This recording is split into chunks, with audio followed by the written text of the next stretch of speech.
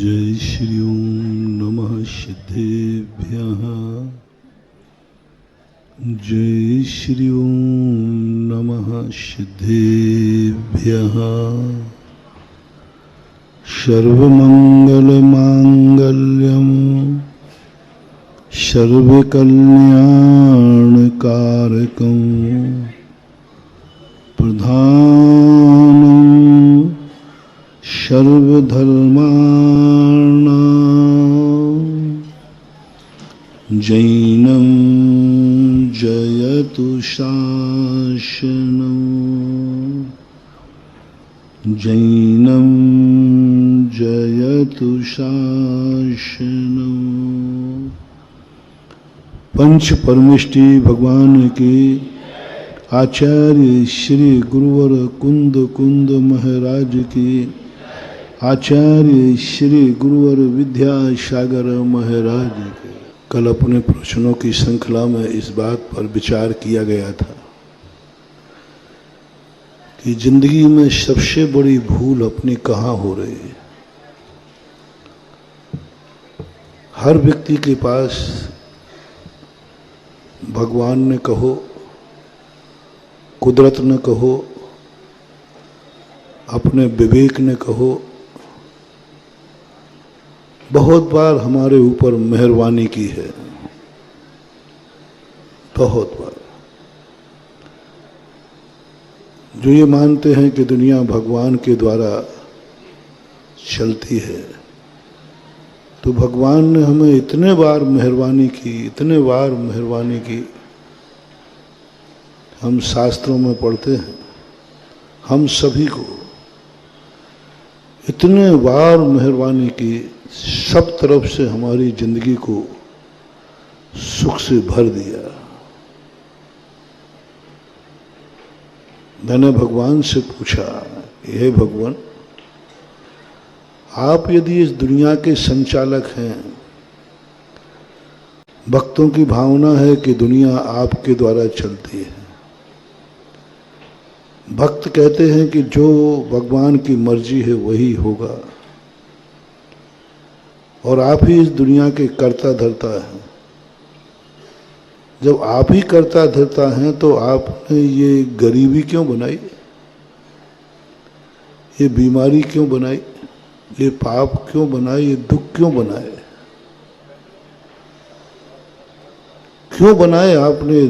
किसी को अमीर बना देता है तो किसी को गरीब, किसी को सुखी बना देता है, किसी को दुखी, किसी को इतनी ऊंचाइयां देता है कि जिसके घर में पीक दान भी सोने की होती है, और कोई इतना दरिद्र होता है कि 2 टाइम रोटी भी खाने को नहीं मिलती है। आखिर ये तू उतार चढ़ाव करता क्यों है प्रभु? प्रभु ने जवाब दिया, ये तुम्हारा लांछन लगाना ठीक नहीं है। जब उन्होंने हिसाब दिया तुम्हारा,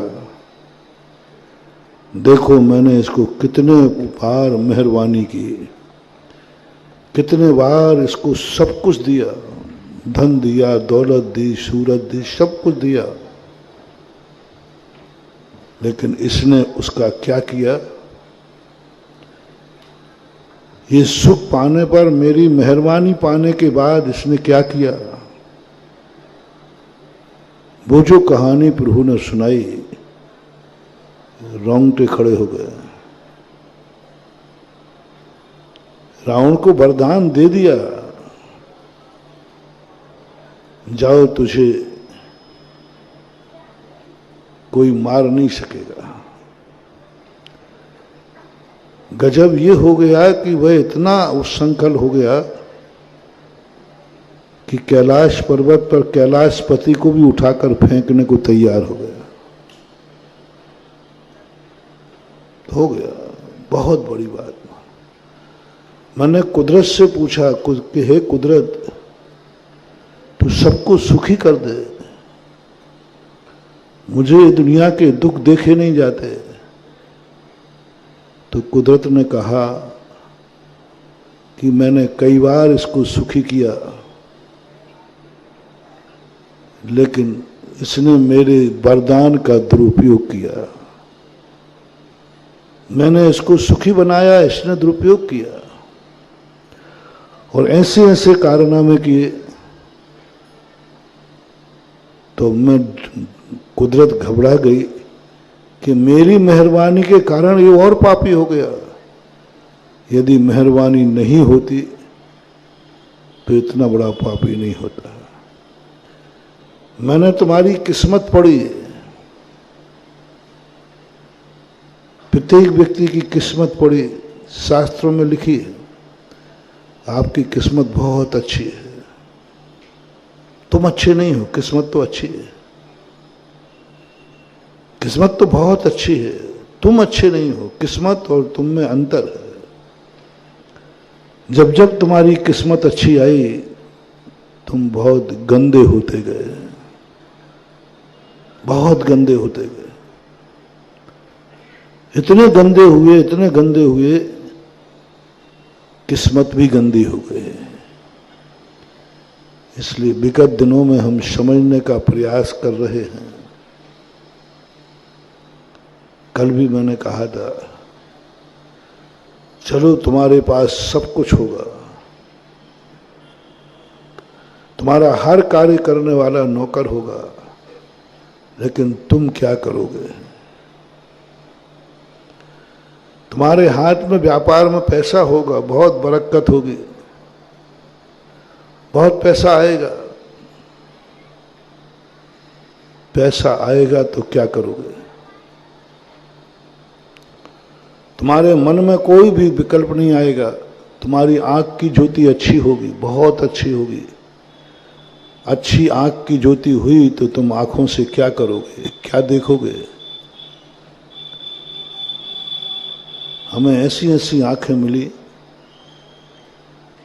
जिन आंखों से हम यहां बैठे हुए सूर्य बिंब को भी देख सकते हैं।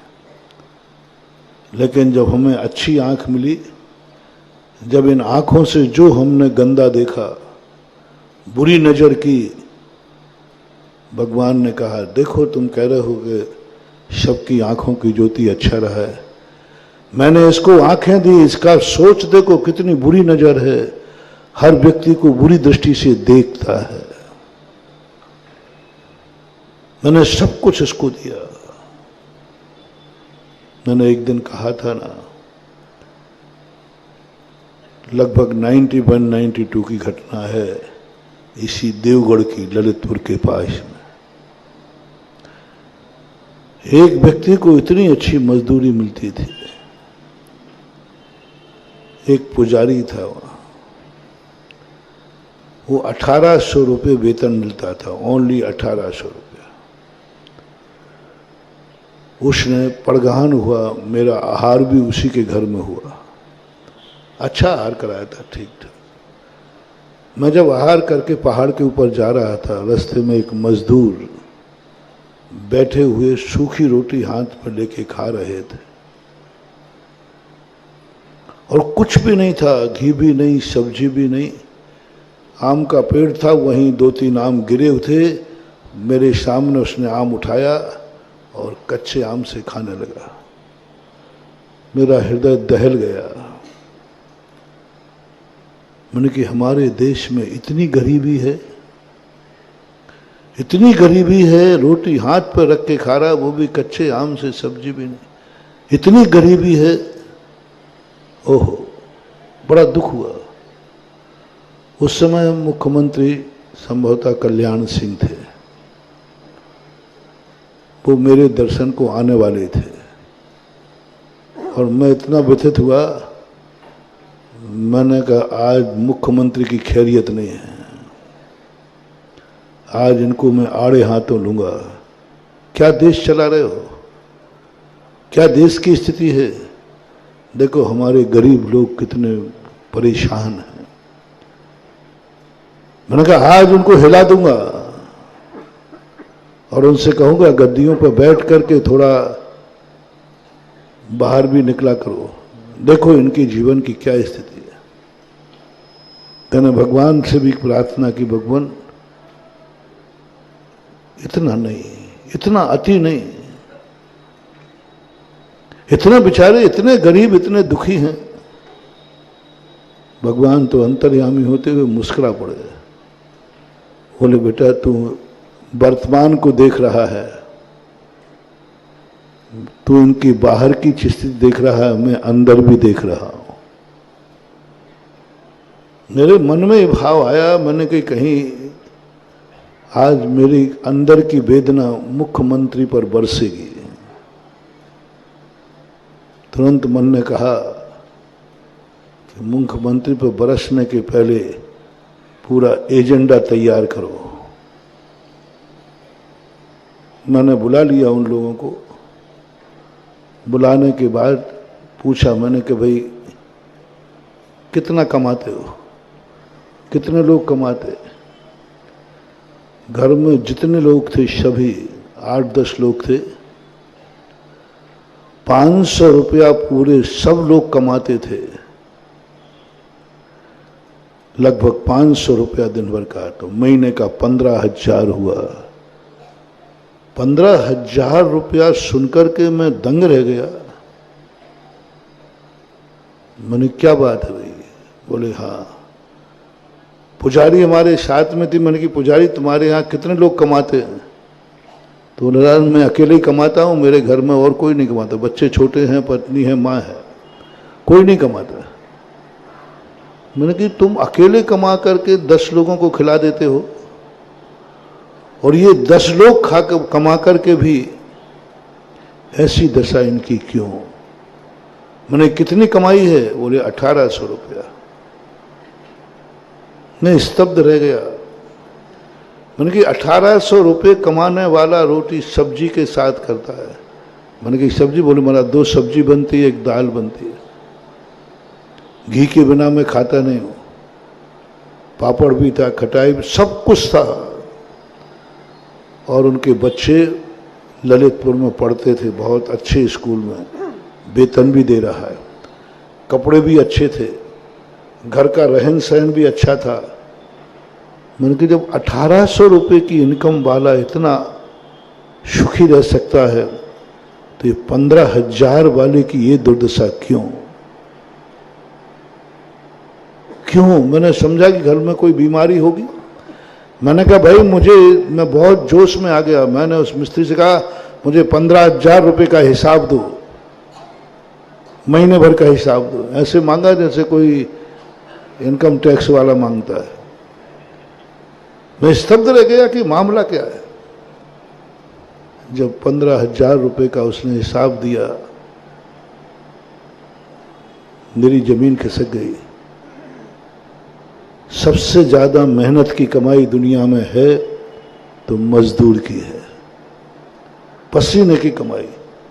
जो कहते हैं ना खून पसीने की मिलेगी तो खाएंगे, नहीं तो यारो हम भूखे ही सो जाएंगे। ऐसा आप लोग कभी कभी गाना गुनगुनाते हो। सबसे बड़ी कमाई पसीने की मजदूर की है, मिस्त्री की है, ओरिजिनल पसीने की कमाई। मैंने कहा 1 नंबर की ओरिजिनल पसीने की कमाई से तू क्या करता है? यहाँ से जाकर के जो उसने हिसाब दिया, पूरा परिवार शराब पीता है, शाम को पत्ती खेलता है, दिन भर में बीड़ी सिगरेट बीड़ी पीते रहते हैं, थोड़ा बहुत करते हैं तो कभी मौज शौक कर लेते हैं। तो मैंने कि बचता कितना है? बोले बस इतनी बचता है कि आटा मात्र, और आटा और नमक के अलावा कुछ नहीं खरीद सकता। आटा और नमक के अलावा हमारे घर में आज तक कुछ बना ही नहीं, और उसके टिफिन में कुछ था ही नहीं। मेरा गुस्सा उतर गया। मैंने कि अच्छा रहा मैंने पूरी इंक्वायरी कर ली, नहीं तो ये इंक्वायरी मुझे मुख्यमंत्री सुनाते महाराज इनकी हालत देखो क्या है। कितने बार सरकार इनको पैसा देती है, नरेगा में, परेगा में, कितने बार इनको आवास देती है, बहुत कृपा करती है सरकार, बहुत धन बांटती है सरकार। भारत का सबसे बड़ा धन सरकार का गरीबों के लिए जाता है। हर क्षेत्र में किसी न किसी रूप में सरकार का सारा धन गरीबों के लाता है, चाहे मजदूरी के रूप में जावे, चाहे वो नरेगा के रूप में जावे, चाहे वो आवासीय व्यवस्था में जावे, सबसे ज्यादा धन गरीबों में जाता। अमीरों का धन टैक्स ले लेकर के अमीरों को नहीं जाता, गरीबों को जाता है। लेकिन दुर्भाग्य है, सरकार की इतनी मेहरबानी के बाद भी गरीब गरीब ही है। 15,000 रुपया कमाने वाला परिवार, खाने को उसके पास कुछ नहीं है, बच्चे को पढ़ाने के लिए कुछ भी नहीं। उनके बच्चे छोटे, मैंने पढ़ते हो? बोले महाराज हमारी किस्मत में कहाँ पढ़ा लिखा। मैंने क्यों? बोले उनकी फीस कौन देगा। मैंने फिर सारे मजदूर को बुलाया, मैंने कहा दुर्भाग्य हो, आज तो मजदूरी मिल रही है, कल भीख भी नहीं मिलेगी तुम्हें। जाओ, ये पसीना तुम्हें अभिशाप देगा, ये मजदूरी तुझे अभिशाप देगी, तेरी जिंदगी खुद तुझे अभिशाप देगी, तेरा बेटा तुझे अभिशाप देगा, तेरी जिंदगी तुझे अभिशाप देगी। तुझे शराब पीने को पैसा है, बेटे को पढ़ाने को पैसा नहीं है। तुझे जुआ खेलने को, पत्ती खेलने को पैसा है, लेकिन घर में अच्छा खाना रहने को पैसा नहीं। यदि भारत का पूरा मजदूर, भारत के जितने गरीब हैं, मजदूर हैं, यदि ये व्यसनों से मुक्त हो जाएं, नशाखोरी से मुक्त हो जाएं, तो हमारा भारत देश सबसे ज्यादा अमीर हो जाएगा, कोई गरीब रहेगा ही नहीं। इतनी मजदूरी है भारत में, विदेशों में इतनी मजदूरी नहीं है, क्योंकि वहां मजदूर ज्यादा बहुत कम होते हैं। वहां मजदूर भी गाड़ी में जाता है, झाड़ू लगाने वाले भी, बर्तन मांजने वाले गाड़ी में जाते हैं, अमेरिका वगैरह। हमारा भारत देश इतना बड़ा, और हमारे भारत देश का एक मजदूर अमेरिका के 18 मजदूरों के बराबर काम करता है। एक मजदूर और अमेरिका के 18 मजदूर जो काम करते हैं, वो भारत का एक मजदूर करता है। इतनी ताकत है, लेकिन मात्र एक दुर्गुण सबसे ज्यादा है, व्यसन का। दिन अस्त, आगे आप बोल दो, दिन अस्त मजदूर मस्त है। बस एक दुर्गुण के कारण मैं सदा गांव में जाता हूं, गांव की गरीबी देखकर मैं एक ही प्रवचन देता हूं, बस मैं आशीर्वाद देता हूं, तुम खूब फलोगे, बस एक चीज छोड़ दो, तुम ये पसीने की कमाई से कभी पाप मत करना। कल शाम के जिज्ञासा में कहा था ना, 2 कमाइयों से अपने आप को पाप मत करने देना। एक तो जो ओरिजिनल पसीने की कमाई है, जो तुम्हें ओरिजिनल वेतन मिलता है, जो ओरिजिनल तुमने कमाई की है, वो पसीने की है, उससे कभी पाप मत करना। सभी नौकरों से मेरा कहना है, जो आपको ओरिजिनल वेतन मिलता है, उससे पाप मत करना। वो पसीने की कमाई है। पसीना अभिशाप न दे दे। जब शरीर से पसीना की बूंदें गिरती हैं और उस पसीना की बूंदों से तुम मजदूरी लेते हो, वो पसीना कहता है कि तूने, मैंने पसीना बहा करके कमाया, तूने 1 मिनट में बोतल पी ली, 1 मिनट में तूने पाप कर लिया, जा अब पसीना तो निकलेगा लेकिन मजदूरी नहीं मिलेगी। पसीना तो निकलेगा। बहुत बड़ा मोटिवेशन दे रहा हूं महानुभाव, बहुत बड़ा, सारे जगत को दे रहा हूं, जो जहां बैठे लाइव में सुन रहे हैं उनको दे रहा हूं, वो अपने मजदूरों को सुना दें और सभी लोग सुने। ओरिजिनल जो तुम्हारी कमाई है, ओरिजिनल, व्यापारी की भी, नौकर की भी नौकरी का वेतन, मजदूर का मजदूरी। आज एक संकल्प कर लें, हम इस पैसे से कभी पाप नहीं करेंगे, कभी बुराई नहीं लाने देंगे, कभी हमारे पास, हम जिंदगी में ये पैसा मेरा पसीने का है, ये मेरी जिंदगी के काम, मेरे परिवार के काम, मेरे बच्चों के काम, मेरे भगवान के काम, मेरे गुरु के काम, मेरे साधर्म के काम, मेरे राष्ट्र के काम आएगा। बस कोई ज़्यादा नहीं कह रहा हूँ, जो तुम्हारी ओरिजिनल कमाई है सबसे पहले उस पर खर्च करो, जिससे तुम्हारी जिंदगी में सुख मिले, इज्जत मिले, शान मिले।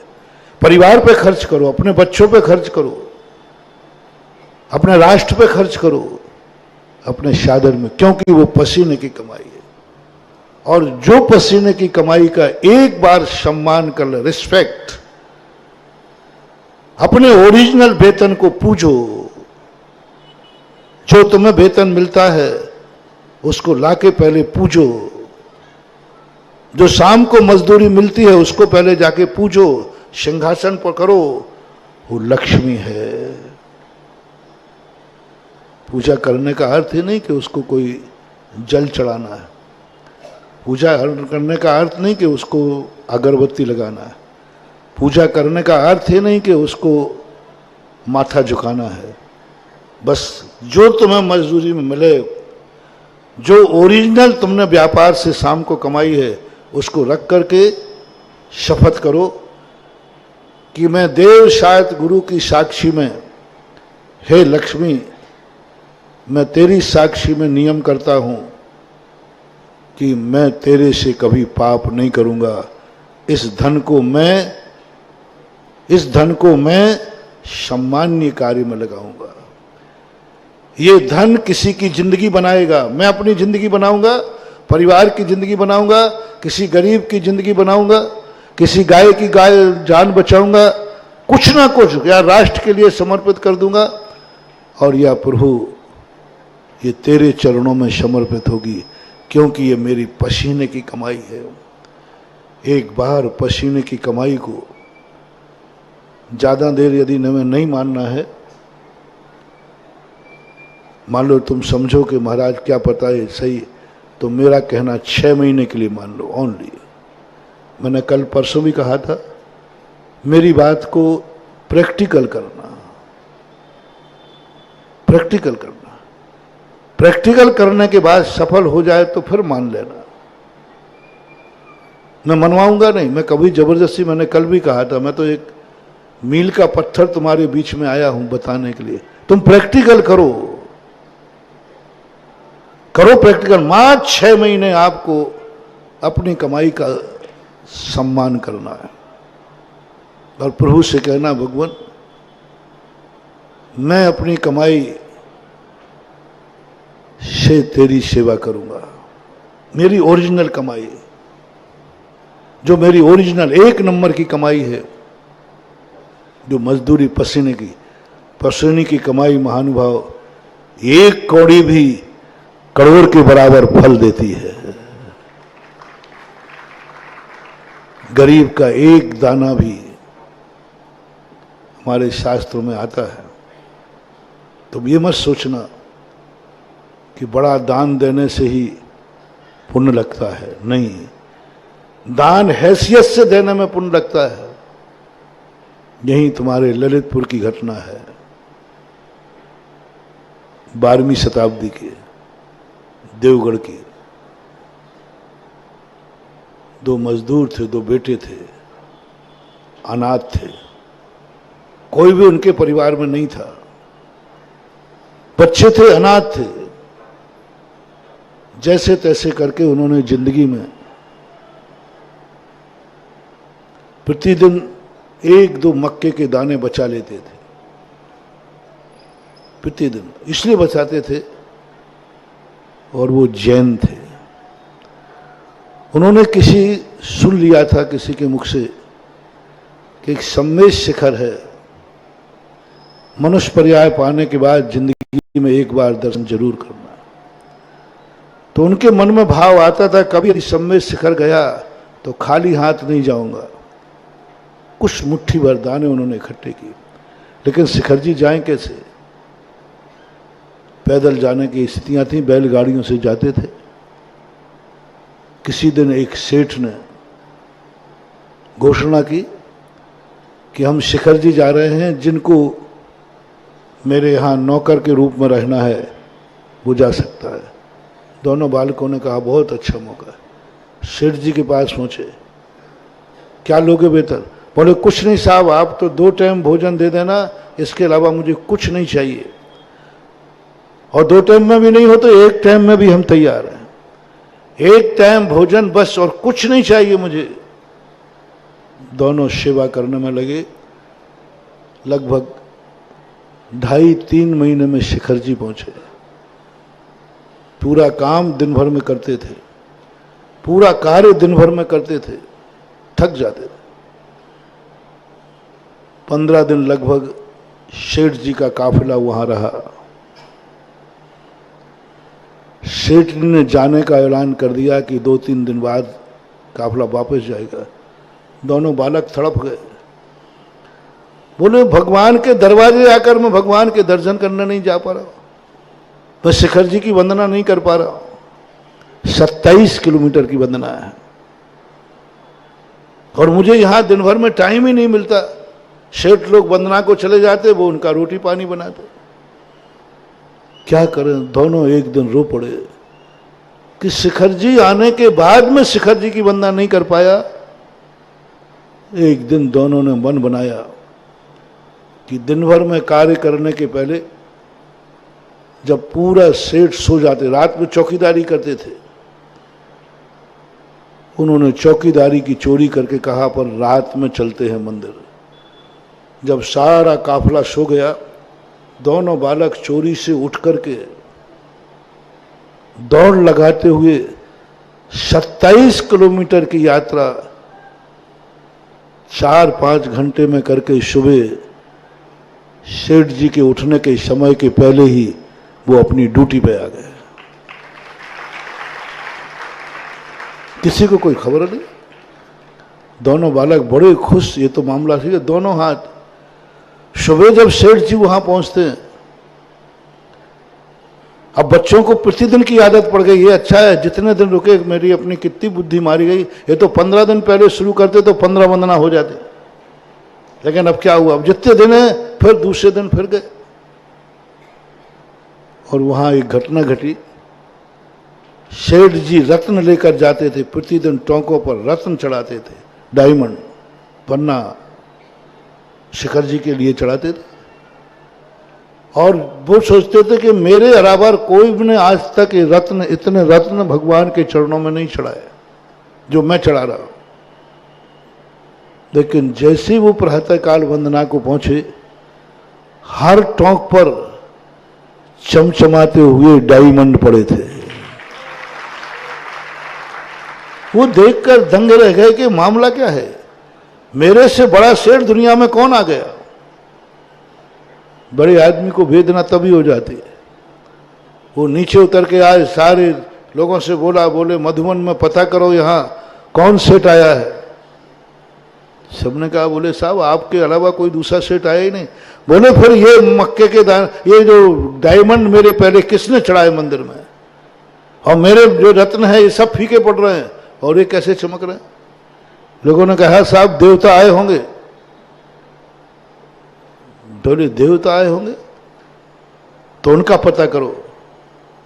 अब सेठ ने गुप्तचर लगाए, हर टोंक के ऊपर लगाया, यहां लगाया, देखें रात में कौन चढ़ता है। वो बेचारे बालक अनभिज्ञ, उनको अंदर की बात पता नहीं, मजदूर थे। वो तो जैसे ही सब लोग सोए और दोनों चोरी से भाग करके फिर वहां पहुंचे। गुप्तचर उनके पीछे लगे और बच्चे कुछ नहीं देखते थे। जो मक्के के दाने थे ना, उनको तो जल्दी वापस जाना, यूं फेंकते थे। मक्के के दाने फेंके गौतम गणधर टोंक पर, कुंथनाथ पे पहुंच गए, कुंथनाथ के फेंके। अब उनको इतना टाइम कहाँ है, क्योंकि जल्दी पीछे मुड़ के भी नहीं देखते थे कि क्या हुआ। जैसे ही उन्होंने मक्के के दाने छोड़े, हाथ में मक्के का दाना है, और जैसे ही चरणों में गिरा मक्का का दाना, वो डायमंड बन गया। गुप्तचर जितने लगे थे सब चकित रह गए कि ये क्या। तुरंत रंगे हाथों पकड़ा गया, सेठ जी के सामने लाया गया। बोलो ये रत्न की चोरी तुम कहां करते हो, तुम चोर हो, कहां से चुराते हो रत्न। बोले रत्न साहब मेरी जिंदगी में रत्न कहां से है, मेरी जिंदगी में रत्न कहां से आए? तो तुम क्या इतने अतिशयकारी हो, इतने बड़े भक्त हो कि तुम मक्के के दाने चढ़ाओ और वो रत्न बन जाए? बोले साहब मुझे पता नहीं, मैं तो कुछ नहीं हूं। फैसला हुआ ये कहीं ना कहीं से चोरी करते हैं, कल इनसे मक्के के दाने देकर के चढ़वाया जाए, यदि डायमंड बन जाए तो समझ लेंगे कि चमत्कार है, अन्यथा वहीं इनके सिर कलम कर दिए जाए। पूरा काफिला गया, हजारों लोग गए, दोनों बालक बंदी बना करके लिए जाए गए और मक्के के चढ़ाए मक्के के दाने। तुम कह रहे थे ना कि मक्के के दाने चढ़ाते हम, तो ये डायमंड कैसे बन गया? महानुभाव, बहुत गजब की चीज है। बच्चे तो मालूम ही नहीं था कि मेरी भक्ति में इतनी शक्ति है। उन्होंने तो जान लिया कि आज मेरी मौत निश्चित है, लेकिन वो खुश थे कि मरूंगा तो भगवान के सामने ही मरूंगा। कल कहा था ना, सम्यक दृष्टि ज्ञानी जीव, धर्मात्मा जीव, सज्जन व्यक्ति पापियों के हाथ से नहीं मरना चाहता, पापियों के बीच में नहीं मरना चाहता, पाप स्थान पर नहीं मरना चाहता, वो भागता है, दौड़ता है।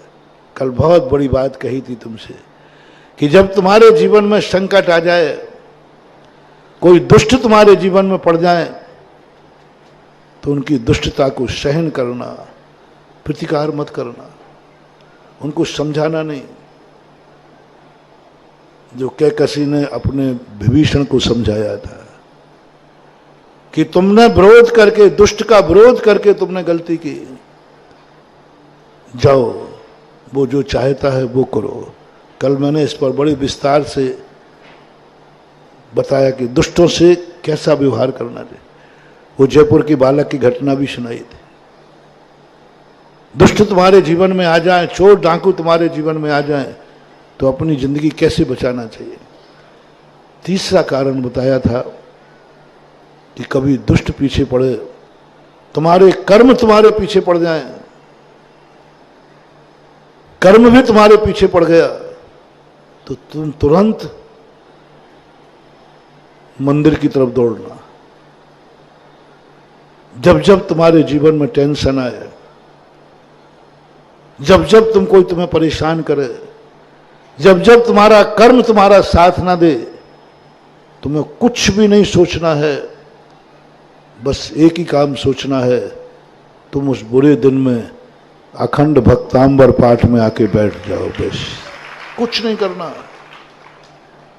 दुष्ट भी पीछे पड़ा है, महाराज वो यहां भी मार डालेगा, बस चिंता नहीं करना, बस एक ही बात कहना, भगवान अब कोई डर नहीं है, अब कोई डर नहीं है। कैसे डर नहीं है? दुष्ट यहां भी आ जाएगा, बोले भगवान अब कोई भी डर नहीं, मरूंगा तो अब तेरे सामने मरूंगा, बस अब कोई डर नहीं है।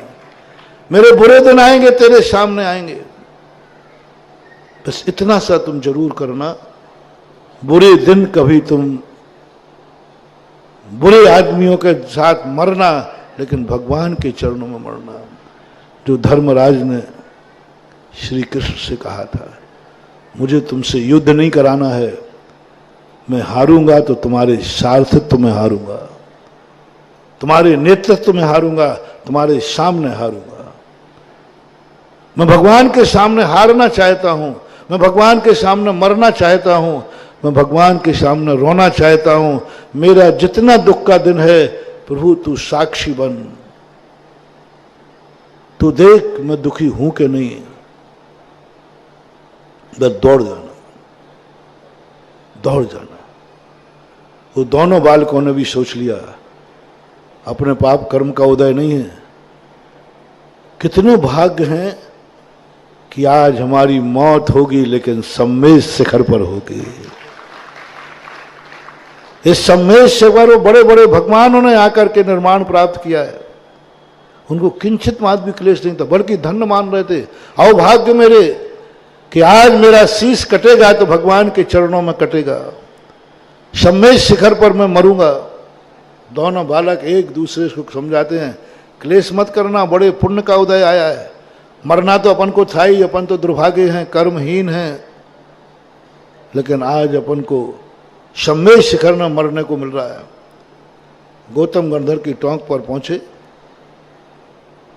मुट्ठी भर मक्के के दाने दिए गए, चढ़ाओ इनको, देखता हूं कैसे होता है। बालकों ने तो आंख बंद कर ली कि मक्के का दाना नीचे गिरेगा और हमारी गर्दन भी नीचे गिर जाएगी।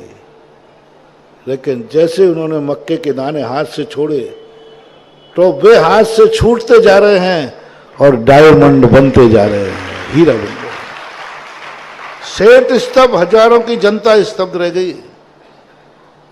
सेठ कहते मेरे रत्न फीके पड़ रहे हैं, इनके मक्के के दाने डायमंड बन रहे हैं। क्या है? आकाशवाणी होती है, ये पसीने की कमाई है, ये श्रद्धा की कमाई है, ये प्रतिदिन पेट की रोटी काट करके प्रभु को दी है। इनके पास खाने को नहीं था, फिर भी प्रतिदिन एक दाना बचाते थे। ये दाने साधारण नहीं थे, ये दाने साधारण नहीं थे, ये पेट काट के बनाए गए थे, भूखे रहकर बचाए गए थे, ये पसीना लेकर के बचाए गए थे, ये मजदूरी करके बनाए गए थे। वे दाने मोती बन गए। श्री कृष्ण ने बताते सुदामा के चावल कच्चे खा लिए थे सभा में। अरे भाई, द्वारकाधीश है नारायण, उनके भोजन की कमी क्या था उसमें? कुछ नहीं महानुभाव, श्रद्धा के चावल थे। एक एक दाना जोड़ करके बनाया था, एक एक दाना जोड़ करके बनाया था। परिणाम क्या निकला? सेठ स्तब्ध रह गया, भक्ति किसमें है? जो डायमंड चढ़ा रहा है जरूरी नहीं कि वो भक्त हो। ये मत समझना कि तुम्हारे मक्के के दाने हैं तो तुम्हारी भक्ति स्वीकार नहीं है। तुम उस मक्के के दाने का, जो मैं प्रवचन में पहले कहा, हे मजदूर, हे गरीब लोग, हे धन कमाने वाले लोगों, तुम्हारी जो ओरिजिनल कमाई है उसको कभी प्रभु के चरणों में चढ़ाना, एक दाना चढ़ाना, तुम्हारी कमाई का, पसीने की कमाई का, ओरिजिनल कमाई का, डायमंड बन जाएगा। सेठ स्तब्ध हो गया, सेठ को वैराग्य हो गया। सेठ के यहां कोई संतान नहीं थी। वहीं पर जाकर के गौतम गंधर की टोंक पर सेठ ने अपनी सारी वसीयत देवपद खेपत के नाम लिखी, स्वयं ने केस लंच करके दीक्षा ले ली। धिक्कार है हमें, जिस धन दौलत पर अहंकार था, रत्नों पर अहंकार था, आज प्रभु ने वो ठुकरा दिए और आज मक्के के दानों का चमत्कार हो गया। बच्चे आंख खोल करके स्तब्ध।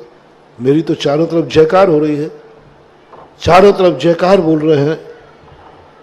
आंख खोली तो वहां तो सामने रत्न पड़े हुए थे, लोग मालाएं लेके खड़े थे।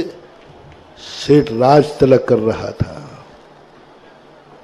देखना महानुभाव, मैं जो कहना चाहता हूं, तुम्हारे एक नंबर पसीने की कमाई, मजदूरी की कमाई, नौकर लोगों की वेतन की कमाई, तुम्हारे व्यापार की ओरिजिनल कमाई, इसका कभी दुरुपयोग नहीं करना, इसका सम्मान करो।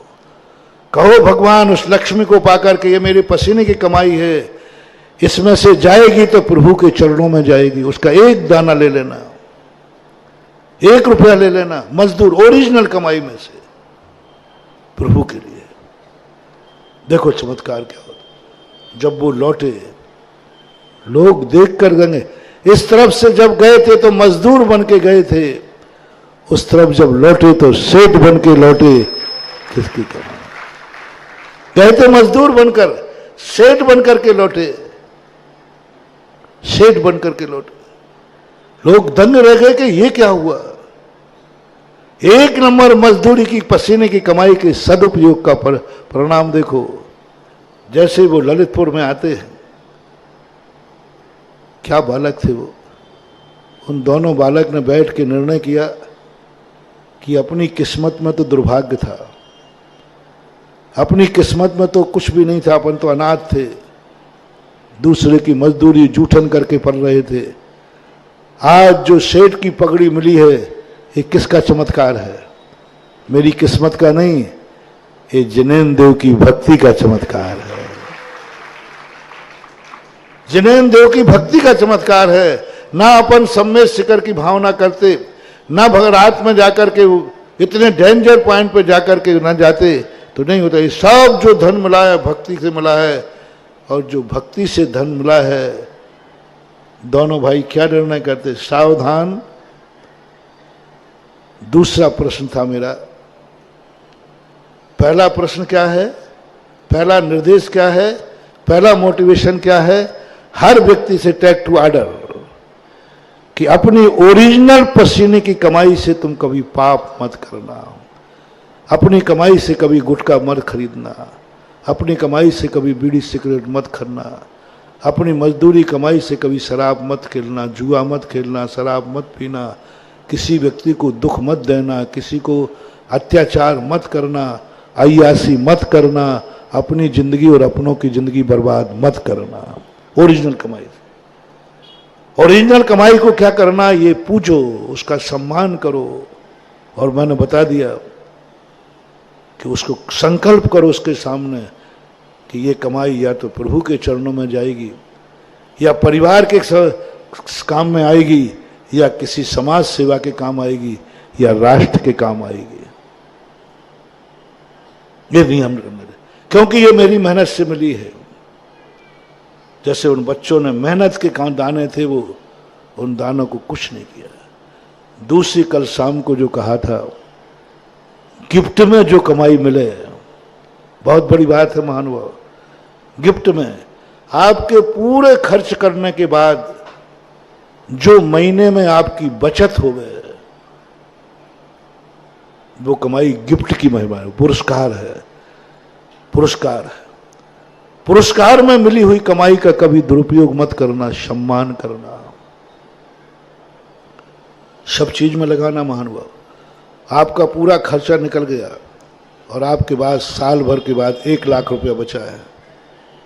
चिंतन करना, दुनिया में ऐसे लोग हैं जिनका खर्च भी नहीं चल रहा है, जिनका महीना भी पूरा नहीं निकल रहा अच्छी तरह से। हे प्रभु, तूने मुझे ये क्या गिफ्ट की थी? मेरा तो साल भर में 1 लाख रुपया बच गया। मेरा तो आज शाम को सारे खर्च काट के 100 रुपया बच गया। कितना भी बचे, सब खर्च काट के जो बचे, उसकी बात कह रहा हूं। बहुत बड़ा मोटिवेशन है महानुभाव। तुम्हारी जिंदगी में एक बार सुख आएगा, दुख कभी तुम्हारी जिंदगी में लौट करके नहीं आएगा। ये बात तुम्हें रास्ता बता रहा हूं। एक बार हंसोगे, कभी रोना नहीं पड़ेगा। एक बार अमीर बनोगे, कभी गरीब नहीं बनोगे।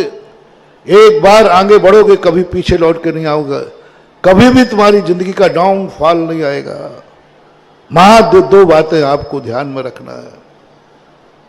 पुरस्कार कैसा है? प्रभु को, यदि भगवान को मानते हो तो दे दो धन्यवाद भगवान को कि भगवान, कुछ लोग ऐसे हैं जिंदगी जी रहे जिनको पूरे महीने का खर्च नहीं चल पा रहा, और मेरे पास पूरे महीने खर्च के बाद 1000 रुपया बच गया, साल भर में 1 लाख रुपया बच गया। कितना भी बच गया, उसको सामने रखना। ये गिफ्ट है। मैंने कोई अच्छा कार्य किया होगा, उस कारण मेरी किस्मत ने ये गिफ्ट दिया है। मैंने कोई अच्छा कार्य किया होगा, प्रभु ने ये गिफ्ट दी है। गिफ्ट मजदूरी में नहीं आती, गिफ्ट तुम्हारे कमीशन में नहीं आती, गिफ्ट अलग से मिलती है, एक्स्ट्रा। कई लोगों को पुरस्कार मिलता है वो अलग से, वो तुम्हारे वेतन में काउंट नहीं होता, वो एक्स्ट्रा मिलता है। तुम्हारे लिए जिंदगी भर के लिए खर्चे के लिए जो चाहिए था, उसके अलावा भी तुम्हारे पास जो पैसा बचा, वो प्रभु की गिफ्ट है, किस्मत की गिफ्ट है, इस कुदरत की गिफ्ट है। बस महानुभाव, मेरा दुश्मन भी है, बहुत करुणा दया करके कह रहा हूं, जो पैसा तुम्हारा बचा है वो गिफ्ट है, उससे कभी पाप मत करना। इस पैसे से नहीं, ये गिफ्ट का पैसा है, ये मेरे किसी अच्छे कर्म का पैसा है। जरूर मैंने किया तब तो बचा है, नहीं तो कैसे बचता? बचता ही नहीं। प्रभु ये गिफ्ट दी है तुमने, किस्मत से कह दो ये गिफ्ट दिए, इस पैसे का दुरुपयोग नहीं। गिफ्ट में और भेंट में मिली हुई गिफ्ट को कभी दुरुपयोग मत करना। भेंट में चाहे कौड़ी भी मिले, एक पेंसिल भी यदि तुम्हें मिलती है कभी पुरस्कार में, महानुभाव ये कभी मत बोल देना ये कोई गिफ्ट है क्या। उस पेंसिल को माथे से लगाना गिफ्ट गिफ्ट होती है। आपको मालूम, एक बार बहुत दिन पहले, शायद 10-12 साल हो गए होंगे, एक नेता को माला पहनाई गई थी सूत की, और उसने माला पहन करके अपने जूते साफ किए थे। जूते साफ किए थे उस माला से। कितना बड़ा हंगामा मचा था, कितना बड़ा। अंत में क्षमा याचना की और उनके गुरु ने उनको दंड दिया था, क्योंकि तुमने गिफ्ट की माला से इतना बड़ा अपमान। गिफ्ट का कभी अपमान नहीं करना, चाहे वो एक कौड़ी हो, चाहे एक सीस पेंसिल क्यों ना हो। गिफ्ट गिफ्ट होती है। अब तुम्हारी जिंदगी में सारी गिफ्टें कितनी हैं।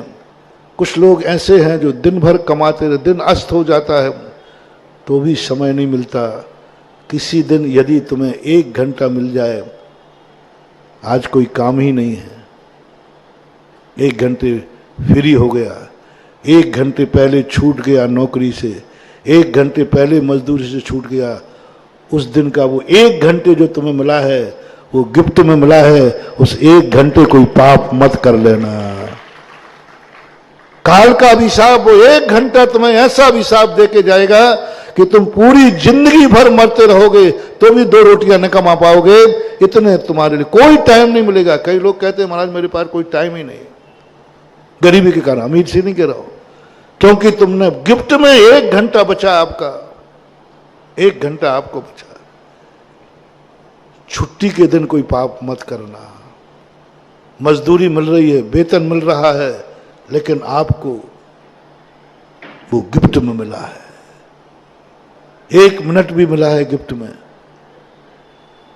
1 घंटे भी आपको बचा है, कोई काम नहीं करना है आपको। उस घंटे को आप 4 स्थानों पर देना।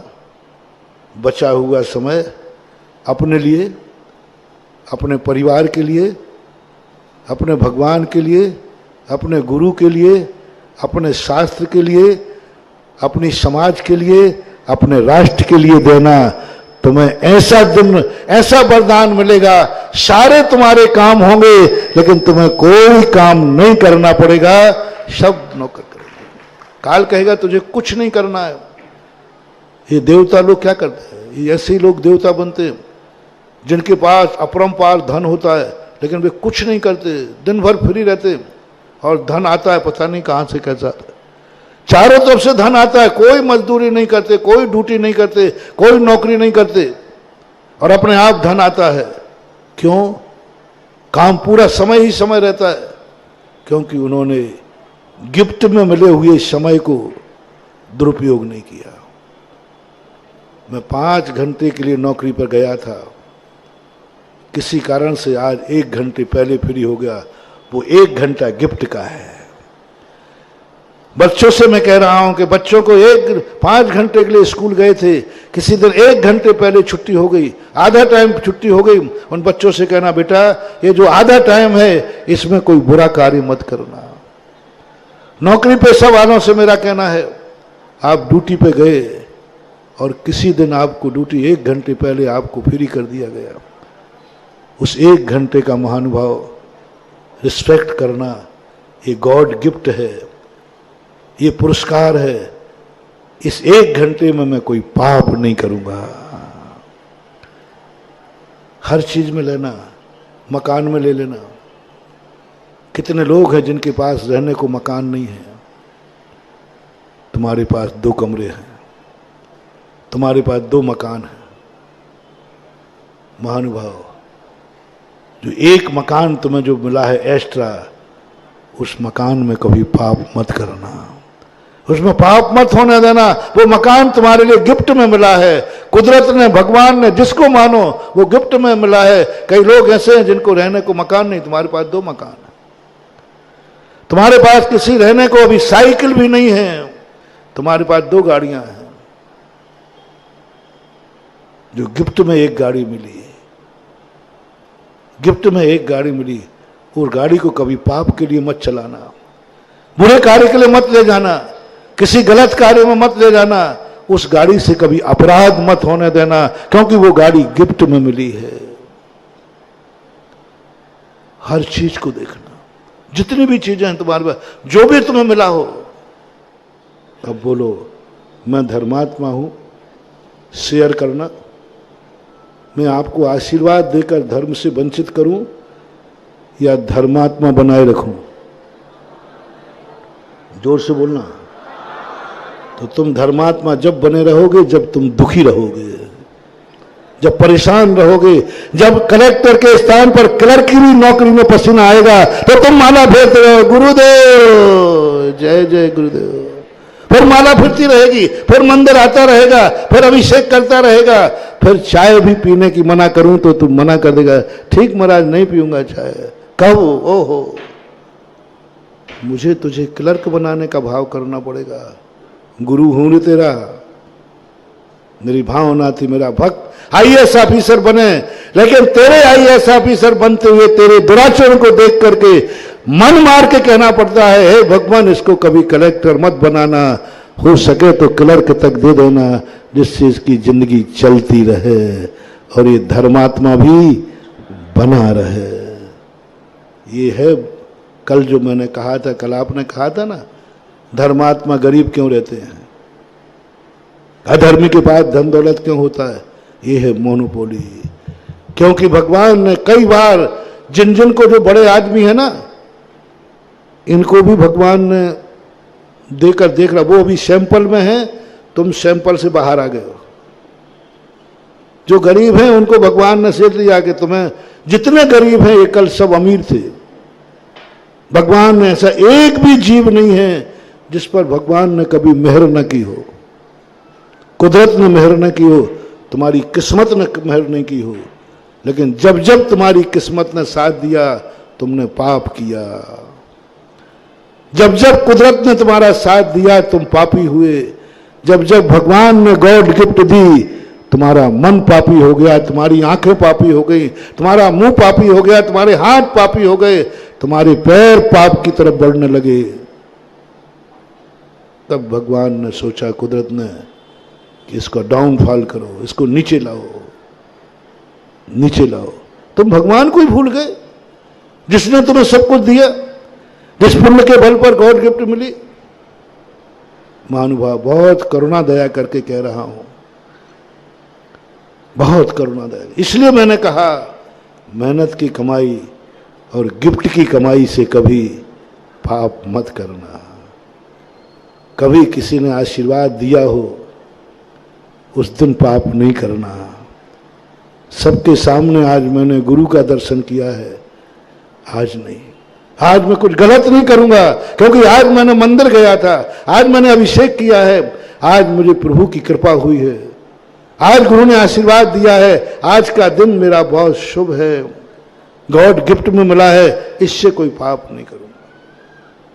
यदि जिंदगी में आपने अपनी जिंदगी में ऐसे नियम बनाए, आप 6 महीने के लिए मैंने मोहलत मांगी है, 6 महीने के लिए आप अपने पुण्य से जो कुछ भी मिला है उसका दुरुपयोग नहीं करोगे।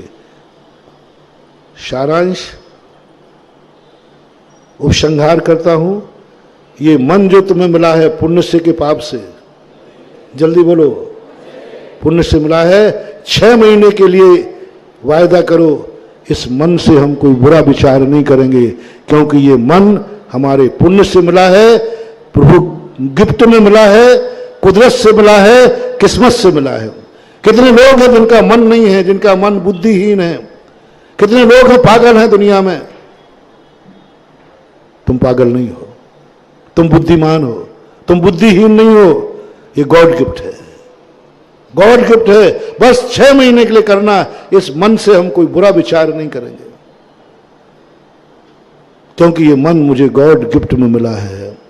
मेरे पूर्व भाव में मैंने कोई अच्छा सोचा होगा जिस कारण मिला था।